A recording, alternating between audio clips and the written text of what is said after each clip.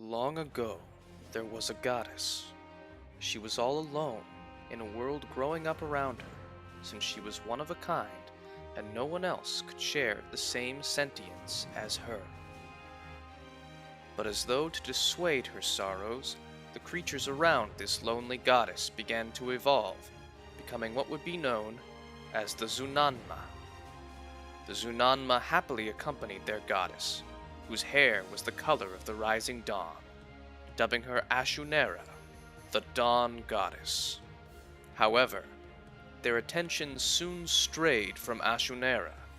They began to evolve separately and developed desires. These desires drove them to fight against one another. They fought for power and honor. Lives were lost, which resulted in Ashnard despairing.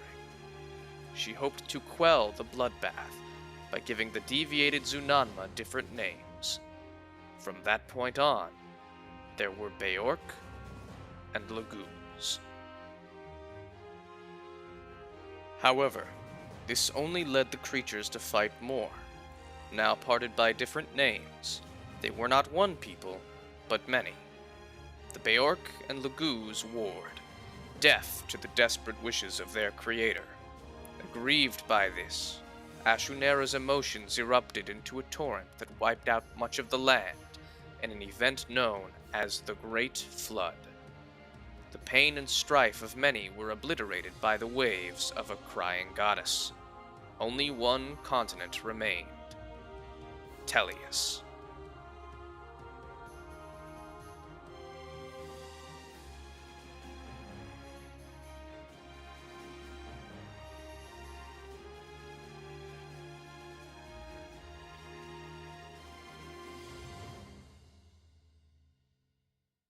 Further aggrieved by what she had done, Ashnard split apart into two entities: Ashera, the goddess of order and intelligence, and Yuna, the goddess of chaos and emotion. Yuna was a naive entity whose emotions were uncontrollable, and this led to a great war between her and Ashera. Ashera appointed 3 heroes to lead her forces against Yuna: Degency, the Dragon King, and a powerful black dragon Laguz in his own right; Son, an ancient and powerful lion warrior; and Altina, the only Beork among them who wielded Ragnell and Alendite, twin blades of gold and silver, blessed by Ashera to combat Yuna. Eventually, Ashera's forces were able to defeat Yuna and her army. At this time, she judged it best to eliminate Yuna, but her elected champions, later known as the 3 heroes, pleaded with her to reconsider. Instead, Yuna was imprisoned in a medallion and entrusted to the Heron Laran to watch over. The heroes then sealed a covenant with Ashera, promising that Beork and Laguz would not war for 1,000 years as Ashera slumbered. Following the goddess's slumber, Ashera became revered across Tellius, while Yuna was depicted as a wicked, dark god thanks to Degency's twisting of the truth. The medallion in which she was sealed remained in the possession of the Heron royalty of the Serinus forest for the following centuries. Altina went on to marry Laran, and founded the country of Benyon, with Laran softly singing the Galder of Slumber, a song-like power unique to the Herons, to the medallion to keep Yuna at peace. All seemed well for a time. The two had a child together named Meshua, who carried a mark. This child was the first of many called the Branded, a child formed by the joining of parents of Beork and Laguz blood.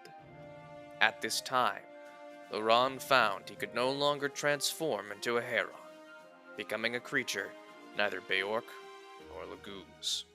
While the medallion served as a somewhat effective deterrent, tensions continued to build between the Beork and Laguz.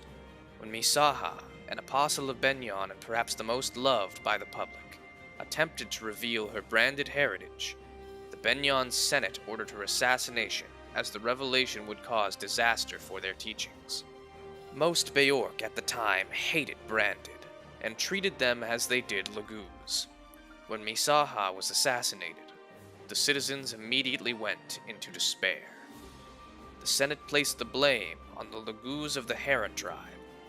Not only was this accusation false, but it was dubious due to the Herons having no fighting skills and their preference to live in peace.